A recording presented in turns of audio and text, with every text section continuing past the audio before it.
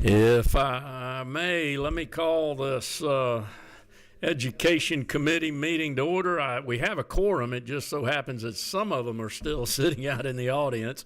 So we'll ask the quorum to come on to their seats with us, and we're going to get started if we may. Thank you all very much, and committee members, thank you for your dedication. I know a good long weekend, and I know we started late with the session at 1 o'clock compared to what we normally do, but let's see if we can do some good here with these bills that are presented before us today. Let's begin with a word of prayer, if we could. Representative Ballard, can I give you, is it 23? Gotcha. If you'll pray with me, please. Dear Heavenly Father, thank you so much for allowing us to be here today to serve the citizens of Georgia and especially Georgia's children. Please help us to show wisdom and discernment as we contemplate these bills, and help us to travel safely home this evening. In your name we pray. Amen. Thank you very much. And let me begin here also by, as we like to do, recognize our educators sitting out there. Hold your hand up again. Remember, I call you heroes. I want to see the true heroes. There you, yep. Don't be shy. Thank you, educators. I talk about daily heroes. Reminds me a lot when we watch the news today. There's always disasters, but in those pictures so often you see the heroes running to save people and do things. That's my vision of what happens in the classroom with our teachers and administrators every day in there helping those children. We're going to go a little bit different order, as I know others have meetings that they need to present bills in. So Senator Watson, if you would, come on up. I believe you're up first with Senate Bill 44. And Senator, when you get the microphone, I get it on for you here, would you read your LC number to us so we're sure to talk about Senate Bill 44? All right. Thank you, Mr. Chairman, members of the committee. LC 49224S.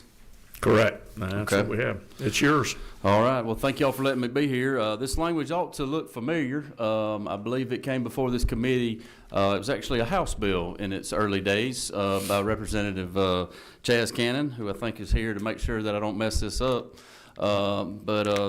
This is, as y'all are all familiar with, local governments are able to raise and lower their millage rate. And when it comes to our school systems, some of our school systems are unable to do that. As y'all know, the property tax digests have gone up in areas all over the state, and in many cases, we've got some school systems that cannot go below the 14 mil rate due to state law. And so all we're doing in this bill is allowing those systems that want to go below the 14 mil lower to 10 mils if they want to, and that's all the bill's doing, is just allowing them to lower those lower the millage rate.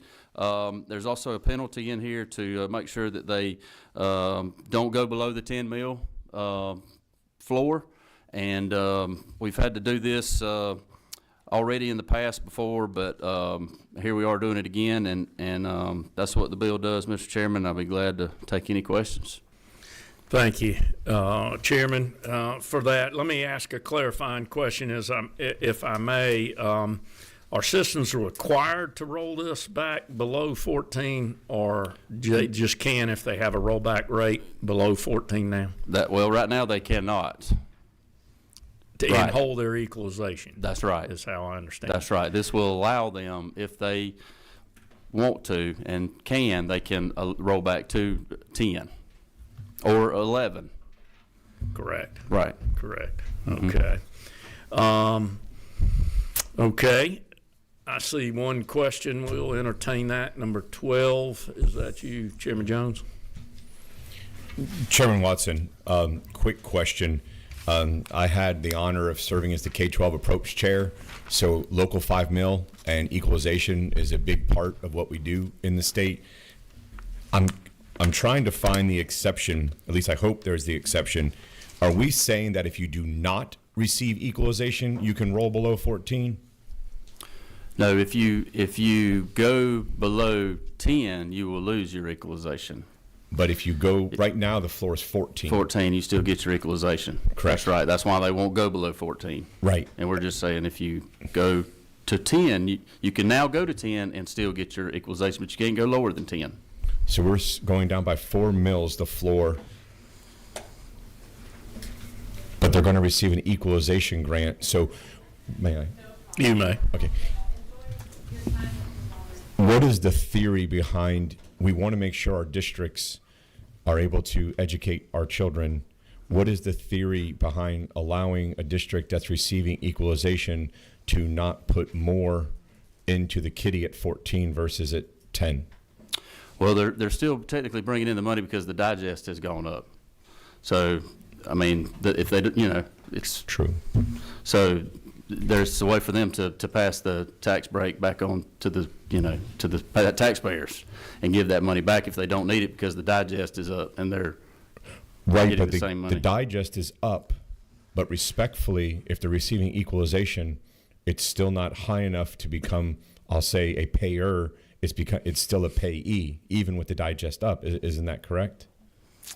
Say that again now. Okay, even with the digest up, if they're receiving equalization, they are a payee versus a payer. So by rolling back, aren't they now just limiting themselves even further? And my apologies for not speaking to you offline. I didn't mean to do this.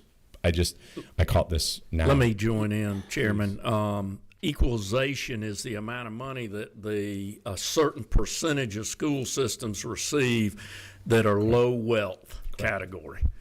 So it is money that they get for being low wealth versus a high wealth.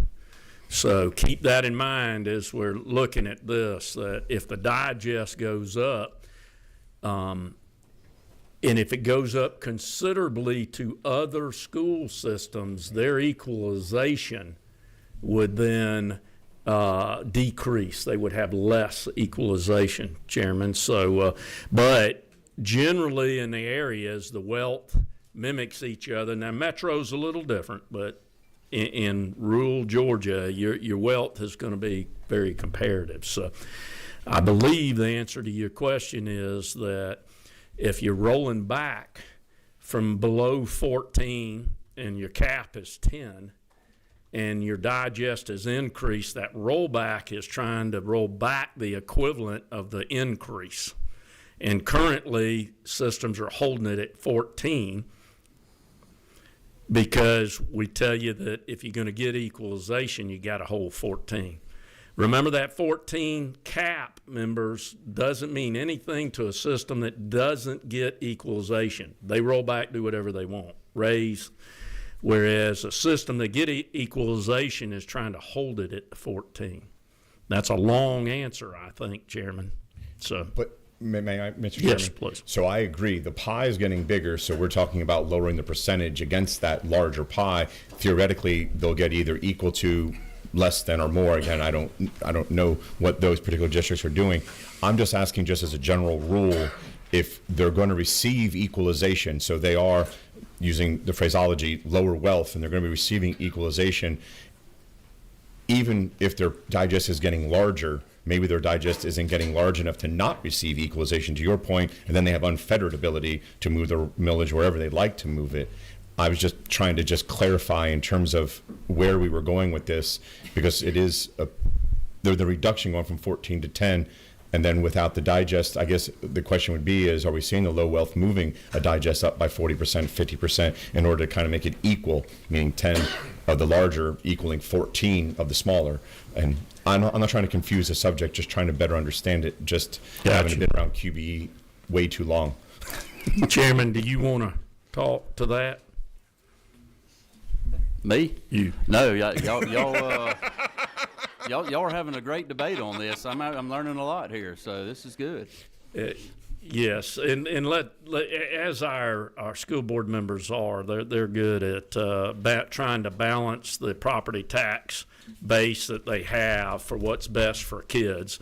And by dropping this cap to 10, it gives them the opportunity to not affect another part of the QBE, which would be equalization, only down to 10, though. That's right. And and we do that. Let me hit a couple of other questions. 18. Yeah, just at the appropriate time, I'd ask for due pass. Okay. 16. Oh, thank you, Chairman. And I think Representative Todd was kind of helping me understand. So I think I get what you're saying, dropping it down to 10, and they still get their equalization. I think I get that. But where I'm a little muddy is one of my counties is DeKalb, and they're always concerned about being a donor county.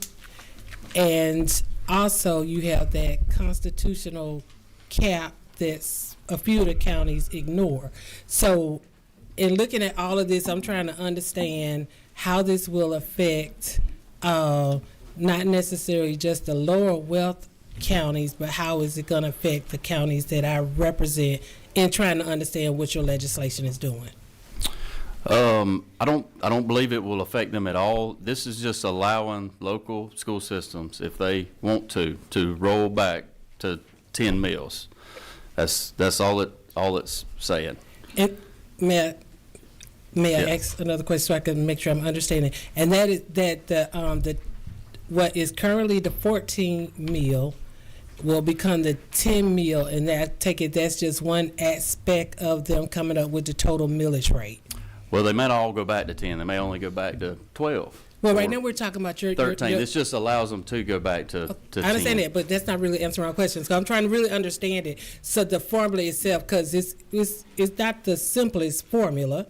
Within the formula, you got the one aspect right now is at 14, that they can't go below the 14, and this legislation is going to 10. So I'm trying to visualize the total millage rate, because or is this just one aspect of them coming up with the millage rate? This is just dealing with the school millage rate, one part. Their digest has gone up, so they're bringing in way more money, but because of state law, they cannot lower to meet to the requirements of their budget. So this allows them to lower the millage rate, give money back to the taxpayers, and not get in trouble with the state and risk losing their equalization. Okay, I get that part, but the part of the question I guess I'm trying to understand, and maybe I don't know a county that has a 14-point millage rate. Maybe that's where I'm missing it. Well, my county, one of my counties is at the 14 mil rate, and they would love to go below that to give that money back to the taxpayers, but they can't. Okay, and that this 14 millage rate, and we're only talking about certain counties, and you're saying right now they get the equalization, which is the 5 mil share, but those counties who are over the 14%, are they paying in this 5 mil share? Because I think that's what I'm trying to make sure where they are. Let me with clarify that, Okay. if I can, Representative. First of all, and I'm going to fly over the top of the weeds as I can for you for a moment here, that we can't think of local fair share and equalization as this is paying in to give to those. They're two different formulas. They're two different ends of the QBE allotment sheet. So, your millage rate isn't going to affect your local fair share. So that's not going to cost the bigger systems money to give more to those. So you can't look at this in that fashion.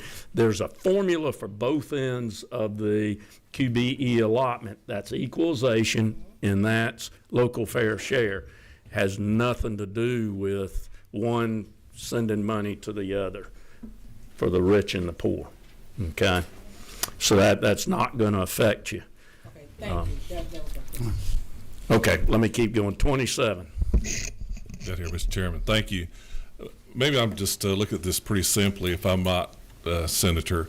Let's say if your county, Colquitt County, needs $50 million from the local tax digest to run their school, your share.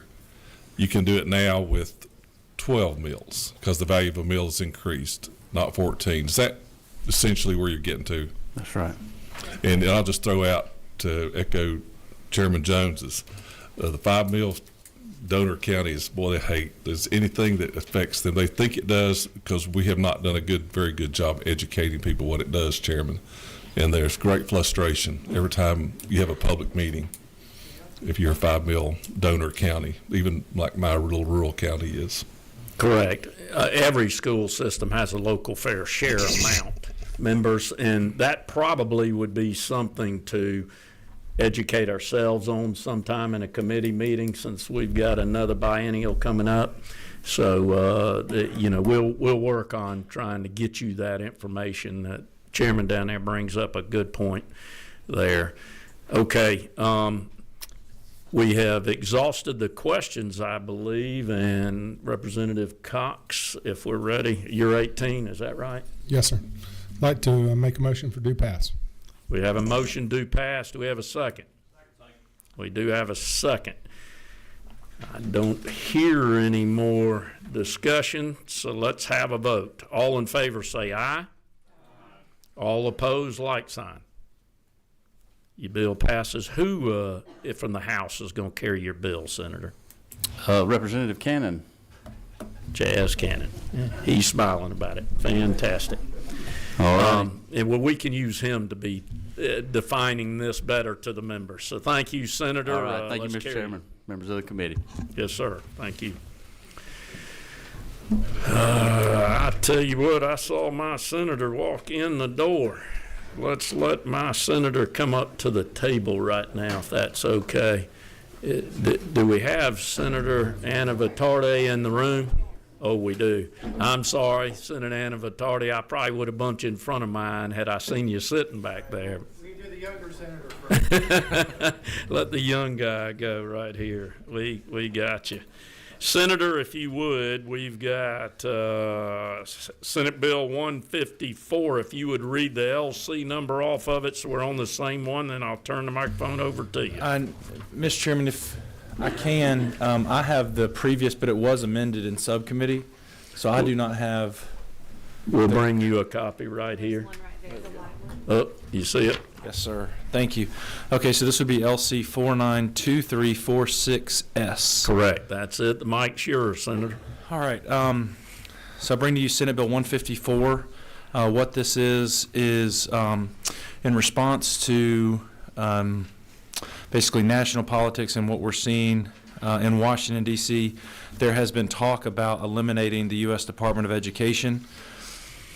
If that were to happen, the U.S. Department of Education is referenced approximately 25 times within the official Code of Georgia annotated.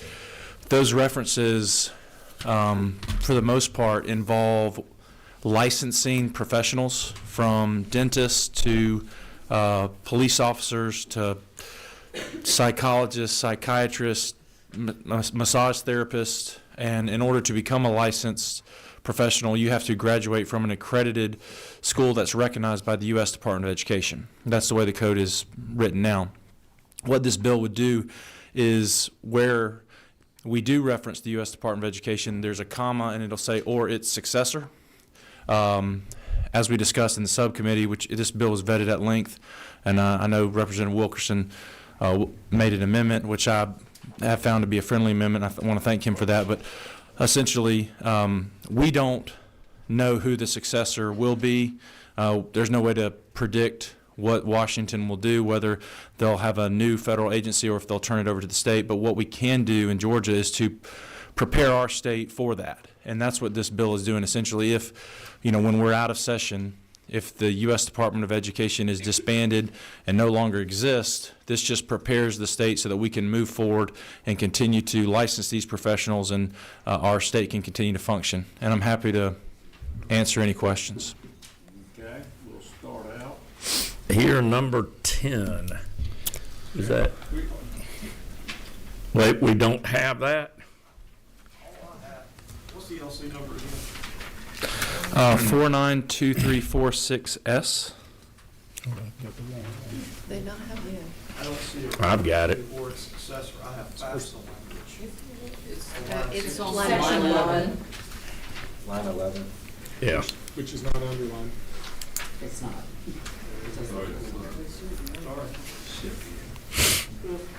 Okay. Thank you. That'll work. Representative Howard, is that you? Yes, sir. You're up. Thank you, Mr. Chairman. Thank you, Senator. I guess my question was right there on line 11. Do we have any idea what its successor might be? What does that framework look like? Well, no, like I said, right now we reference the U.S. Department of Education, and there has been talk at the national level about turning all of those responsibilities over to the state. And then there's also been talks about a new federal agency, whatever that would be. Because we are unable to predict that, all we can do is be proactive to prepare Georgia. And so having that caveat or its successor will at least buy us time to where if we need to come back next year and amend, we can, but we will be able to move forward without having to do a special session. So it may be a federal agency or state agency. We don't know. It could be. I know President Trump has indicated that he would like to turn it back over to the states. But for the purposes of this bill and our discussion, I'm not here to debate the politics of our president. I'm just here to try to do what's best for the state of Georgia, and this will prepare us so that we can continue to operate.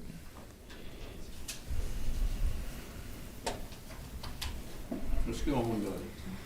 Number 2, Representative Lupton. Thank you, Chair. Thank you for bringing the bill. Hi. Thank you for bringing the bill. I think it's a good idea to prep ourselves for any sort of instability that may occur, or just we don't know the future. So I think that this is a smart move to prepare us for what may come. Since we've got kids with like 504s and things like that are protected now under the Department of Education, do we know or can we say that that we can guarantee that in Georgia those same protections will be kept with IEPs and 504s and things like that? Like, that's protected from what I understand. I thought it was at a federal level. If it's dealt with, if it's protected with federal language and it's a federal statute, that's separate than this.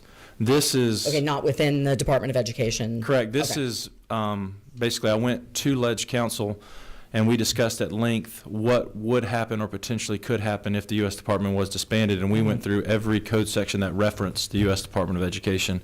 And so in conjunction with Ledge Council, we're of the opinion that this will allow Georgia to move forward if it's disbanded, but it also, if it's not, we will continue to just maintain the status quo. Okay. Do we know, then maybe let me ask this. Do we know if we have something in our Georgia code that codifies that we protect the 504s and the IEPs and things like that? I would have to defer to you on that one. I'm not 100% sure. Just asking. If anybody knows, please feel free to answer. It is a federal protection at this point, so we would need to perhaps enshrine that in law here in Georgia. Hold on a second, I'm asking. Representative. I believe we have the representative, the representative from DOE. Oh, Okay, hey. you want to come and Yippee. see if you can talk about that? We'll put you at the podium and introduce yourself. It's your before time you to speak, shine. please. Hey, good afternoon. Hi. Matt Cardozo with the Department of Education. Quick answer is yes. It is in federal statute, of course, and we do have several state Board of Education rules that would reflect that requirement. So I will also note that we did get a memo from the U.S. Department of Education just last week that you've probably seen reduction in force notices, but it doesn't sound like any of the special education IDEA section, at least for right now, is going to be changed around. So Effective, okay. even if it does, though, we're protected and state that we would follow that. Okay. Thank you. Thank you. Questions. I don't see any other questions. Oh, I do. Number 5. Representative Wilkinson. I would have felt bad if I did not ask a question, but thank you, Mr. Chairman. Just to follow up, and thank you for the amendment. I just wanted to, for those that were not on the subcommittee, you took the amendment that said this only becomes effective if something happens at the federal level. If it does not, then sections 1 and 2 do not take effect, right? That's correct. Okay, and then the third section deals with the FAFSA form and just kind of renaming that, so that's effective immediately. Correct, and that was at the advice of Ledge Council, something that needed to be done regardless. Okay, Yep. so this, we're not in the business of predicting, and I thank you for making those changes, because while we're not in the business of predicting DC, I think what this does, for me at least, and I can't speak for others, is it gives us some ability to move forward if something does happen in D.C. I mean, things are happening now that I didn't think would happen last week either. So I appreciate you bringing this forward. Thank you. Yeah, and thank you for your amendment. For those that may not be aware, the effective date on this was July 1, 2025, and now it'll be if and when the U.S. Department of Education is actually disbanded by an act of Congress. And that could be before July 1, 2025 or after. So I think it was a good amendment to the bill. Okay. And it's going to get bipartisan support, right? I can't promise that. At least one. At least one. That's what you said. That's what you said in the subcommittee. Well, I appreciate that. I think he said good try, Senator. Okay. Number 29, is that you, Chairman Dubnik? Yes, sir. Mr. Chairman, at the appropriate time, I'd like to make a motion. It is. There's no other questions. Thank you, Mr. Chairman. I move this bill do pass. We have a do pass on this bill. Do we have a second? We do have a second. Seeing no other discussion at this time, let's vote on the bill then. Let's make sure we got the right sub. LC 492346S is the sub we're voting on. All those in favor say aye. All opposed, like sign. The bill carries. Who's going to carry the bill in the House for you? I haven't spoken with anybody about it yet, Mr. Chairman, but at your recommendation, I would like to ask you to carry it if you'd be open. At my recommendation. Yes. As my representative. We'll have a discussion offline on that, Senator. There you go. We'll discuss it. So, yes, we'll discuss. Thank you. Good bill, good job.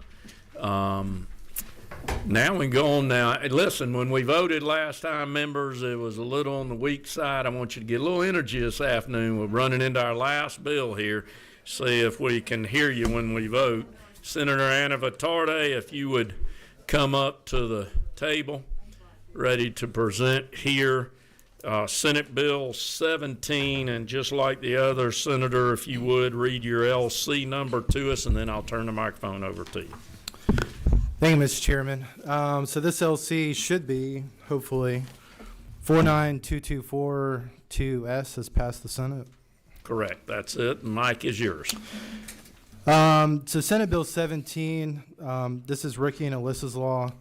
Last year we brought this bill in front of y'all. Alyssa was a individual who was killed in a shooting in Florida and prompted the topic of panic alerts and mobile panic alert systems across Florida and across the country.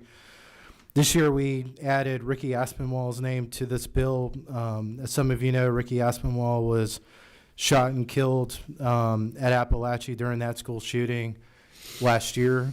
And we've had Shanna Aspinwall, and she may be watching, involved in helping us work on this bill, craft this bill, perfect this bill.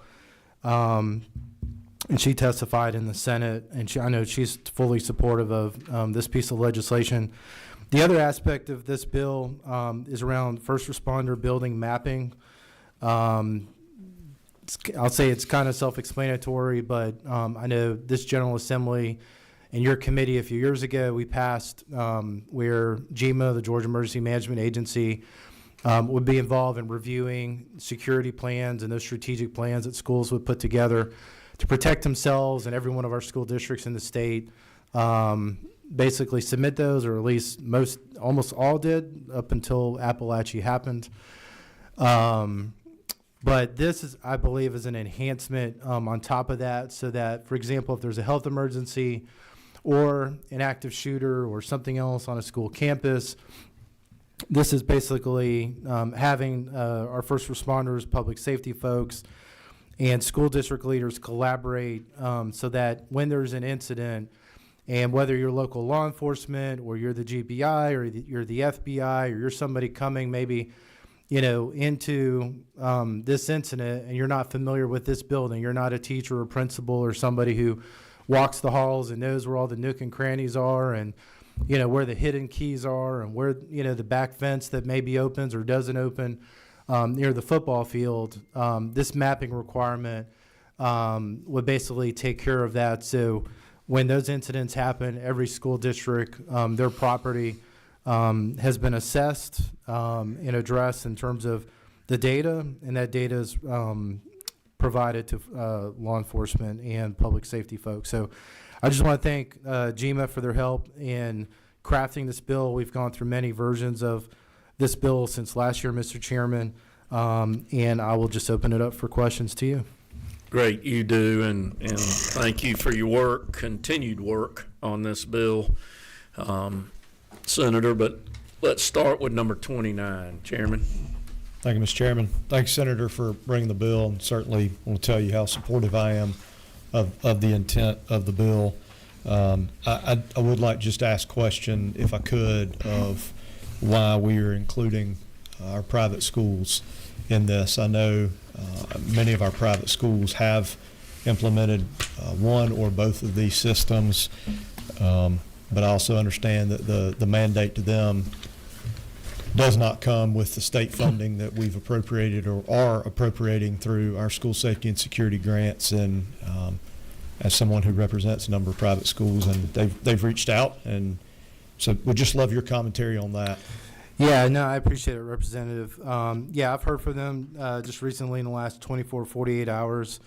I think, my response to that is just, having, kids like you in a school environment, whether it's public or private, I think just having consistency across the board in terms of, what is, how are we defining security in our schools from a public safety law enforcement perspective, I think is critical.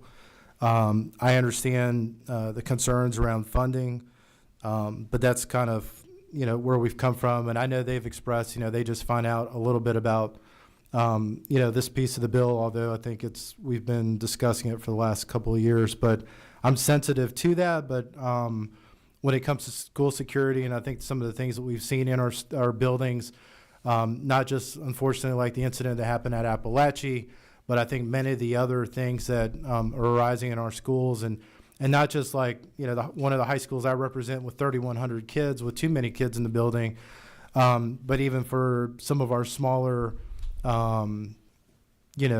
private friends that, maybe have 30, 50, and I know there may be even some smaller than that. And I trust they have security measures in place that I think, our security folks would find reasonable, but that's the purpose of that. Mr. Chairman, could I follow up? Yes. So even though our public schools are receiving funding for this and our private schools are not, you still feel that the mandate to add them and have them included in this is necessary? My position, since we've started this, in the Senate, to be consistent, I think under the circumstances of what we're seeing with school security, my hope is that, we have a high standard in terms of consistency around this topic. And I know there's folks from GMA and there's others probably in the room that would have maybe commentary on this, but that's kind of where I'm coming from. Just on knowledge, with all due respect, so it would not be a friendly amendment for me to ask for that to be removed? I'm hoping to keep this bill consistent as we have moved along the process, but no, not necessarily at this time. Okay, number 27. Chairman.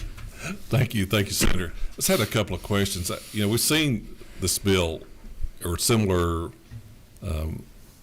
renditions of it a number of times, and I just want to make sure that this does not limit competition. I think that was what we saw in a previous bill, that it really focused on one company, and I want to make sure that this doesn't do that. The school system can choose whatever person that they would choose to do this mapping for them.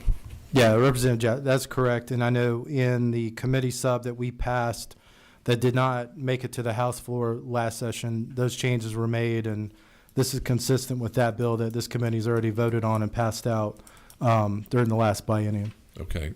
Can I Yes, sir. continue, Chairman? I got a couple more. Yes, go ahead. And then we're looking at lines 24 through 29. I just want to make sure that this does not change that if a school system is currently engaged in some kind of panic alert, that they don't have to renew it. What they've got right now will be acceptable.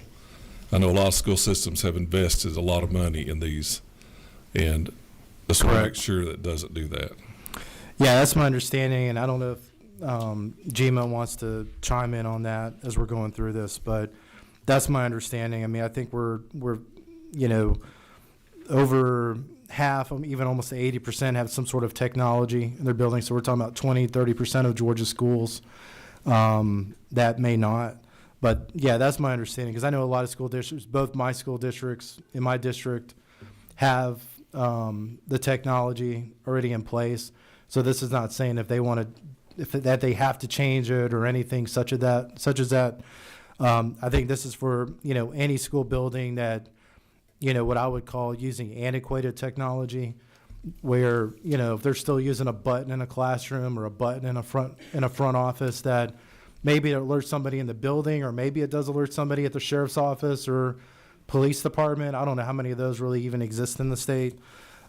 This is to make sure that the 911, E911 folks or public safety folks know with almost pinpoint accuracy where the incident is, and it basically creates a cascading effect into the school and everything else related with the mapping. So, no, this is not pushing school districts to change what maybe they already have in place. And I don't know if they have any comments, but. Well, thank you. I believe it says, and I read more carefully, I see it in line 34, no system shall be required. Right.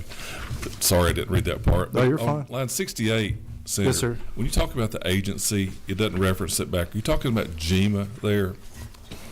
It says the agency shall be authorized to develop rules, and there's no reference to an agency above it that I saw. Are we talking about? Yeah, that's correct. There's GMA? Okay. Thank you, Mr. Chairman. Thank you. I'm just going to keep working around the room. Number 24, Representative Donna Tucci. Yes, sir. Thank you, Mr. Chairman. I appreciate this bill. I want to go back to the concern over having private schools added to this. I also have a number of private schools. A lot of people send their kids to private schools for different reasons. One of them is security, and they tend to do a very good job because it is smaller. I know some of the schools that are in our area are maybe under 300. And the cost of this system really concerns me for that size. What do you know? What kind of price tag is involved in this, and how? Because that would be coming out, I imagine, of tuitions that are used for other things. Yeah, so I'll just tell you, as a person who has attended both public and private schools growing up, I think in terms of the cost of this technology or any of the technologies, it's per school, it's probably per population. I'm not going to speak or guess to what the vendors are charging. I think most of the most install costs is probably going to be on the front end in terms of implementing the technology, and then the maintenance costs will be lower over time. But again, I mean, my position, I'm very sympathetic to the private schools. I understand their function, or Christian schools. I know a lot of them also don't like the government telling them kind of what to do. But from my vantage point, and having 3 kids in public schools, and my wife being a school teacher, and this is a concern many teachers in public and private schools that I have talked to have, I think just being consistent on security is the way to go. Working on around the room, number 18, Representative Cox, is that you? It is. Thank you. So currently, we are appropriating for the public schools, which I think is about 2,200-ish schools or so in the state. How much are we appropriating for school safety, which would handle this particular technology? Yeah, so this General Assembly, and I'll just speak to the more recent numbers, in the FY 2025 budget, I mean, overall $50 million to enhance K-12 security. So $50 million? Okay. And And that doesn't include grants that were implemented in the past over the last 2 years. I mean, we're talking, almost probably nearly a quarter of $1 billion when we get into it in terms of, hardware, the counseling piece, which I know is a concern to a lot of parents when we talk about school security and mental health, and the other aspects of, shoring up our buildings and also school resource officers. Okay, can I ask a second? Yes, you follow-up? can. So of the 50 million, as you just stated, clearly this is a percentage of that number split up over 2,200 schools. Is that what you're saying? Correct. Okay. My concern lies with the 800 plus private schools as well, what that nut's going to look like that they've got to overcome to make sure that we're protecting those kids, and how is that appropriated, or do they have to come out of it from their own endowments or increased tuition? So that's a concern as well. All right, thank you. Thank you, sir. We'll keep working around room 16. Is that Representative Carter? Yes, sir. Thank you, Chairman. Thank you for bringing this. And as the Chairman has reminded us, school safety is one of our top priorities. With that, with the school mapping and the public safety folk that will have access, so they have information to maneuver around the schools. My concern is security. So how secure is this data that's going to be shared? Because my worst thought would be that someone would get their hands on this information in a pre-planning situation. So how secure is this data going to be? Because we are going to be sharing it outside of the school personnel. No, that's a great question, Representative. I mean, I'll just tell you from the numerous number of cybersecurity bills, policies I've been involved with since I've been in the Senate and before, there is no such thing as safe data anymore in this world. I mean, we're going to get real. Let's get real. I think there's, threats constantly from foreign adversaries. We've seen foreign adversaries access data, from our citizens in the state. I don't think it's a secret that we've even seen our own state agencies come under cyber attacks. And I know we do in the private sector, and even on a personal level, we see people being attacked every day, from, foreign agents or, some would say homegrown agents here in America doing that. With all that said, I do believe that our law enforcement leaders, state, federal, and local, and our school resource officers, and just talking to them, there's a heightened scrutiny in terms of making any sort of security plans of schools publicly available. I would find that inappropriate if those schools plans were out there for the public consumption or anything like that. So if a bad actor's wanting to access them and find a way to get into a school or on school property would be concerning. And I would also believe that with the school mapping data, that data would be treated under the same scrutiny as school security plans as much as possible, with the caveat that obviously if you and I are a parent in a school and our kids, I have three kids. I have 3 kids, and they've gone from elementary, middle, and high school. And as parents and kids and friends of friends and everything, we live in those schools every day. I could tell you where everything is on that campus, and my kids probably tell me more of the things I don't want to know, that happen. So I think there is kind of, for you and I, the common sense factor. But I think to your point, I think data security needs to be treated seriously and significant to protect our kids, our teachers, and our public assets from any danger or even an event that there's a health crisis. It's a great question. Thank you. Keep eating your Wheaties down there, Senator. You got some Bring it on. lights going here. Number 15, Representative Pearson. Thank you, Chairman. Senator? Yours should be on. Yes, thank you. Thank you, sir. He deserves to eat his Wheaties because he talked about the House. I did. That's right. He talked about it. So, but anyway, I just want to voice my concern also about the private schools being included in this. I believe that Georgia taxpayers will have a problem with that. Tuition for private schools is through the roof. And I'm sure they have the money to take care of themselves, even though, their safety is vitally important. But I think Georgia taxpayers will have a problem with this. Thank you. Thank you. Okay. Still working around the room. Keep it Number going, 5. Chairman. We're going to lap one more time, Let's do it. Senators, so get ready. Number 5, Representative. Thank you, Wilson. Mr. Chairman. How does this fit in with the school safety plan? I see we have dates in here, and we've done a lot of work, and I know the Senate's looking at it now, but I just want to make sure we're not conflicting anywhere. And also, there was a mention about cost. I think Cobb probably spent a couple of million on their system, but we have 100+ schools, so probably about 30,000. I don't know. Cobb could talk better. So if we're looking at numbers, that is a pretty big chunk of money just to implement the system. But I guess back to the first part. How are we going to make sure this fits in with the school safety plans? What's required, the dates and all of that, or is that something we need to work on?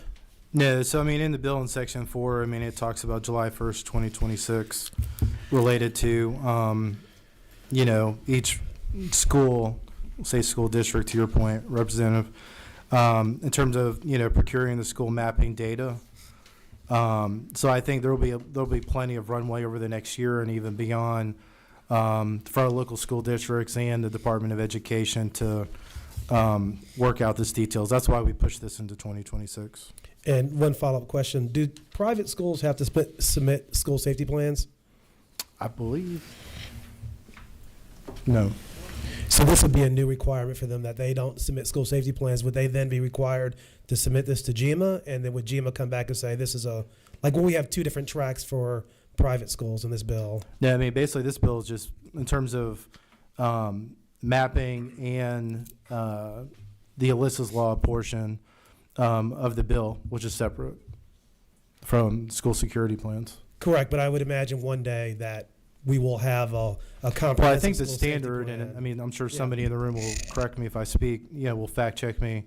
But I think in terms of, the expectation for our private schools and even the ones that I have visited, I believe without a shadow of a doubt, I'm sure they have some sort of school security plan or, mechanisms in place just like we do in our public schools. And if they don't, then that's a concern. Okay. Senator, you wore them down here. Good job. The We can Christmas keep going. tree I've cut got- off on a few. I got another hour, so, sir. Let's. I got to go work on House bills when we get done. There you go. Good comment.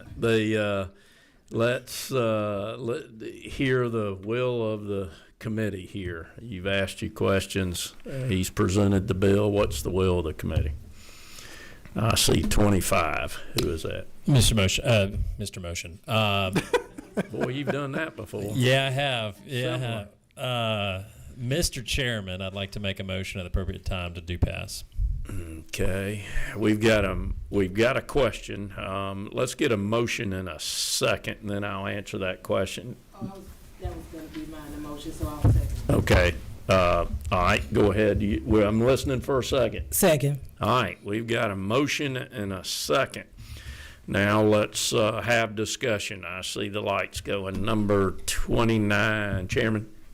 Thank you, Mr. Chairman. Senator, I appreciate your comments earlier. I have to do what I feel is right for my district and those who have reached out that I represent, and echo some of the comments that have been made here by my peers. So, Mr. Chairman, I'd like to offer an amendment, and I believe I have 6 areas, very, very briefly, that would just remove "and private." I believe in 6 locations, but I'd like to defer to Legislative Council. I'd be happy to read those lines off, but I believe it would remove "and private" on lines 4, 8, 22, 47, 74, and on line 43, it would remove "or private." So 5 and private, 1 or private. Sorry for the misquote on 6. It's 5 plus 1. I'm going to give you a minute, members, to look at those lines. Let's one more time. You can go a little faster, Chairman, of those lines for us to look at where you're removing the words and private. And private. Lines 4, 8, 22, 47, 74, removing or private, line 43. Okay, let me give you a minute to read, members. And I would ask for Legislative Counsel to confirm I haven't missed through my word search. Okay, thank you. We've got you on Ledge Counsel. That's all of them. That's good. That's all of them? Okay. Members, give me a minute, too, to look at it.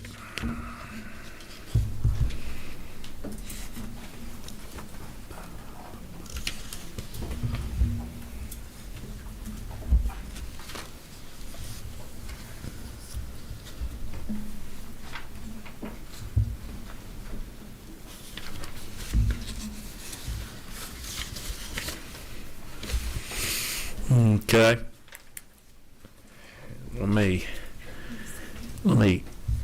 We've got a motion on the table, an amendment for us to have discussion of it. It need a second. Do we have a second? We do have a second. Let's have discussion. And first of all, I think we've clarified, Senator, that wouldn't be a friendly amendment, is what you've stated. Is that correct?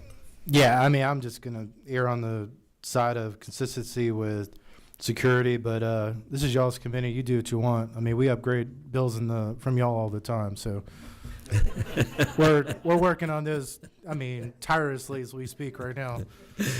So either we're getting you back or you're getting us back. I mean, right? it's all fair. We all try to be one team, but it's okay. Now, talking about this, I don't take it personally. Good. I'm assuming these questions that we have are about this amendment. That's where we need to go. And I believe number 5, let me start with you. Yeah, thank you, Mr. Chairman. I do support the amendment because in lines 77 through 80, we relieve liability from local boards, local school systems, local governments. But if we do not make this amendment, then we would need to change those lines because private schools do not have the release of liability as well. But my preference is that we go ahead and make this amendment, or if we don't, we'd have to fix 77 through 80. And as we have discussion, Senator, if you would like GMA to sit by you and help respond, I will welcome that. Well, I mean, it's... Do you have anything you want to say, or you're good?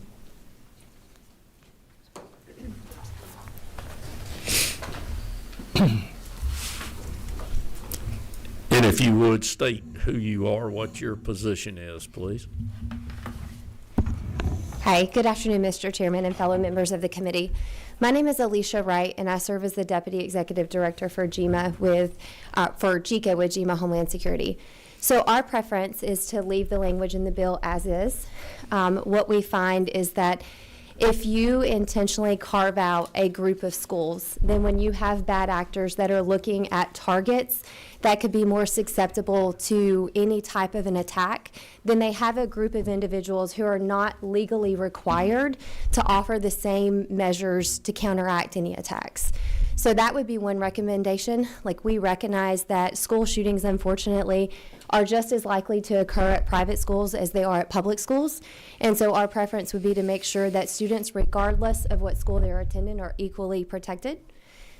Additionally, the other thing that I would add is anytime that you have a school incident occur, you're going to have a multi-jurisdictional response, which means you're going to have law enforcement from the county, from the city, from the state, from the GBI, from the Department of Public Safety, even down to in my local county, we've had multi-jurisdictional responses that also required the Department of Natural Resources to respond. So in those particular incidents, it becomes extremely important to make sure that you have the same information for every particular incident, regardless of where that incident were to occur. So I think leaving the language as is would mean that regardless of what school was involved in the particular incident, your first responders would all be equally equipped to help the students regardless. And in some of our conversations and exploring through, we found that on average, this technology is around $3,500 for schools. So it's not that big of a huge lift to make sure that our students are in fact protected. Okay. Thank you. I'm going to now move to 16, I believe, in the order by which we. Oh, thank you, Chairman. I think she solved my issue. My concern is safety. And I think that regardless of where the children are in school, we should keep them safe. So it would concern me on multiple levels of liability if we did not include them. So in your explanation to the other question, actually just addressed my concern, so thank you. Okay. Number 10. Thank you, Mr. Chairman. My same concerns. I think that as a committee and as representatives, I think we owe responsibility not just to some students, but to all students. And there have been some private school shootings, Nashville Covenant School, November 27, 2023. So the idea of carving out schools and giving them I think puts those students to a disadvantage. If there's no safety criteria already, they don't report safety as it is.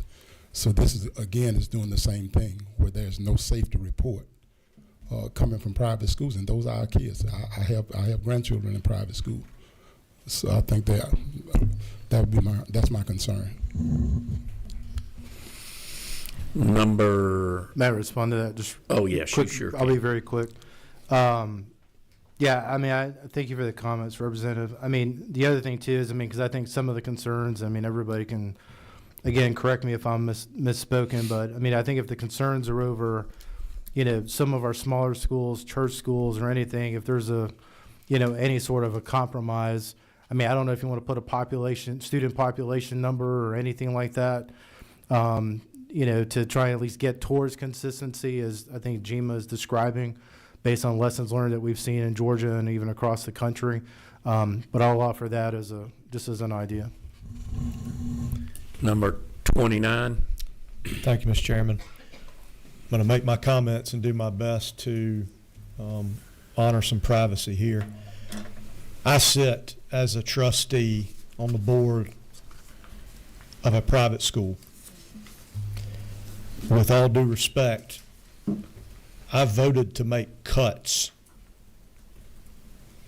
to a school budget and have passed the hat amongst my own peers and my own friends to fund these systems at my school. I want to be clear about that. I would have written 10 checks out of my own pocket to fund 10 schools in my community if it was $3,500.